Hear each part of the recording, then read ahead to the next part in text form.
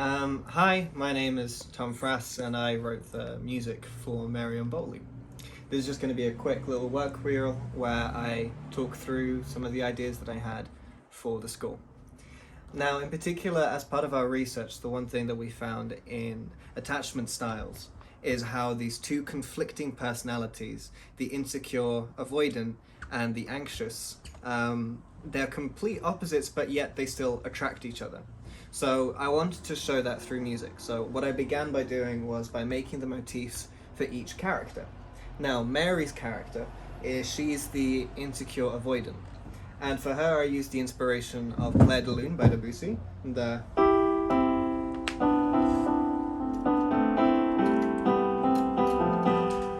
I used the beginning of that motif because what I find very beautiful about this tune in particular is the use of this harmonies. It's a perfect third, and what you end up is having this complete sound, beautiful sound, but it's cut off. So what works quite nice about it is that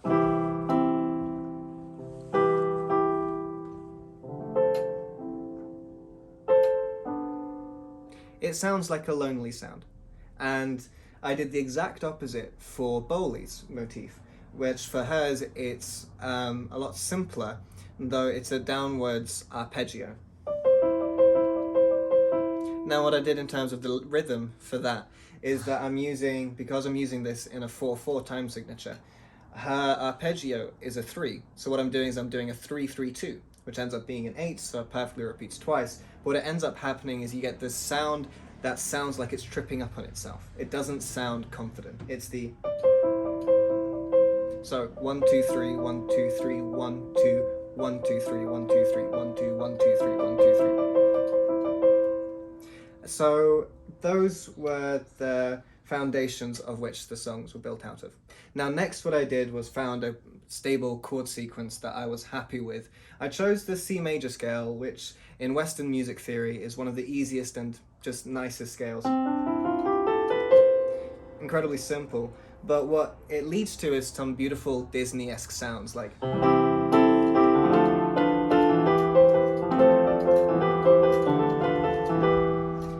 And even more interesting is that when you deviate from the C major, you end up with some really jazzy sounds, such as...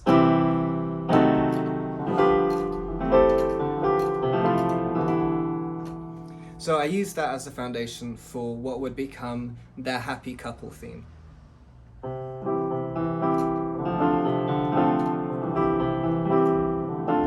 And those are just two chords. That's the C major, and that is F minor sus.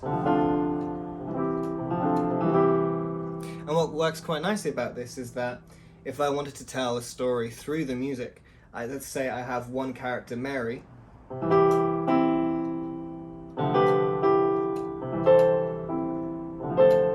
it's the musical equivalent of saying, Mary's okay.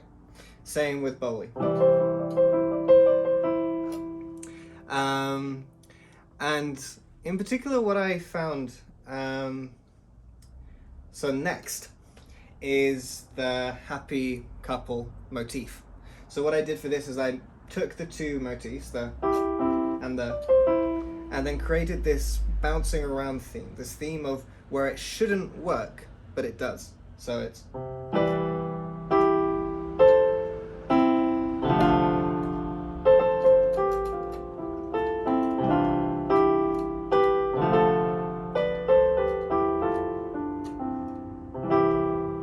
So you have this sound of it bouncing around and then coming to a conclusion. So up,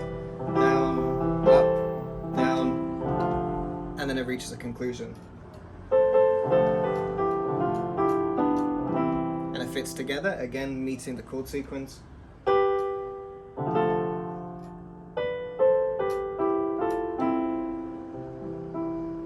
So it fits together. And then what I did next was when actually doing the music for the film, I came across a problem, which is that I had this big musical opening where that motif plays, and then suddenly there was silence, and the actual silence took away from the scene, which I thought was kind of counterintuitive. I would have thought that it would have brought more attention to the dialogue, but instead you notice the absence more than you notice the dialogue. So what I had to do was I had to find a way to write music that seemed to be like the sound of nothing. It'd be the type of music that was on the background but wouldn't take away your attention. So what I found is that I did just a couple of diminished chords one after another.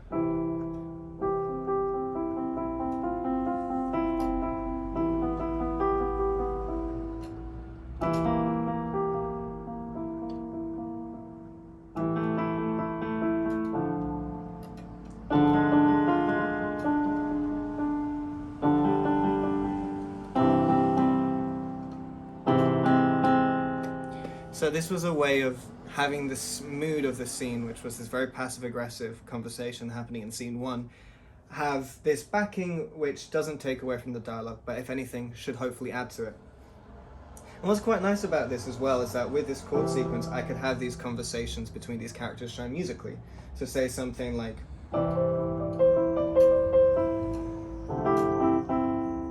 That's the musical equivalent of Mary interrupting Bowley. Bowley saying something, Mary interrupts. So next, what I then began to work on was the sad chord sequence. And for this, I specifically looked at the opposites attract. So what I did is I took these two chords. I took the A minor and C major and played them together. And what you end up with there here is you're having a minor chord and a major chord playing at the same time, and you get this really interesting dissonance between the two. And if I was to transpose that down, you'd hear, this way it sounds a lot sadder, but here it's a little bit more ambiguous. And then playing it downward, it has this very interesting, not quite happy, not quite sad, it's a very bittersweet sound. And what's quite interesting is that this chord sequence works for all the other motifs I had before.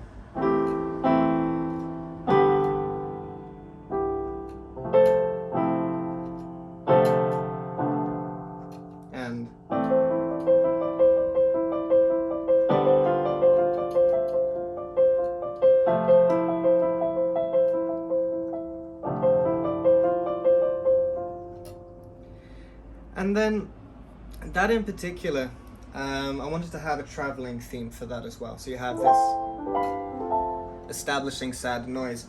And then I took a page out of Joe Hiyasashi's book and decided to give it more of a jazzy path.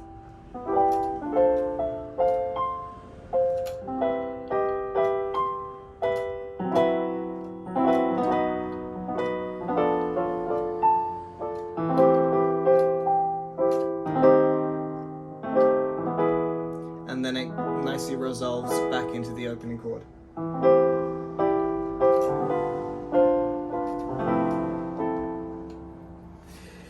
So, with that in mind, I then had to come with the breaking apart chord sequence, that specific motif. And what I did here was that I used both of their motifs again. And what I specifically did is I used Mary's falling arpeggio and along with Bowley's chord sequence. And the sound that ends up happening is this.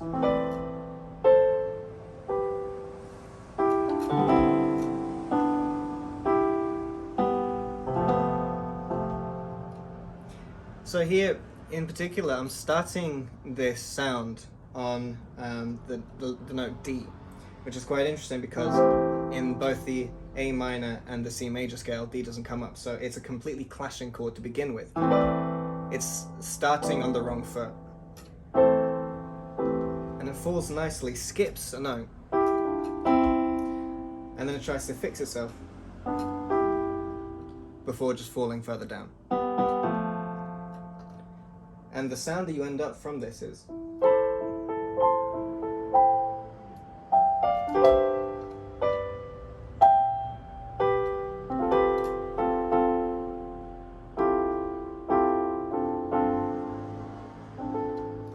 And one of the final things I worked on was the surprise motif.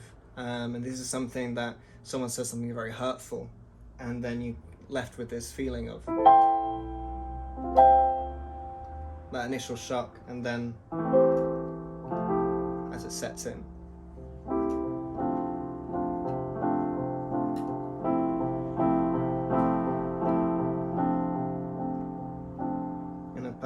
leads into the falling apart one.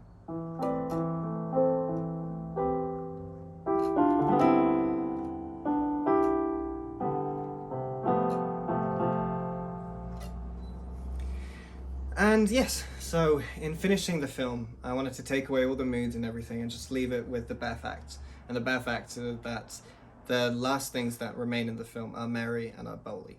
And I wanted to leave with this ambiguous message of what are they going to do next.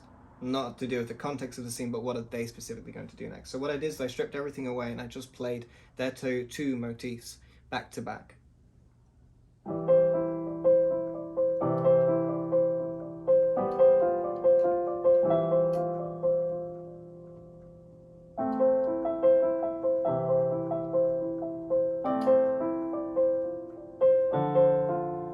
And then ended it with a similar motif from earlier, but now starting in the root of C, which sounds nicer.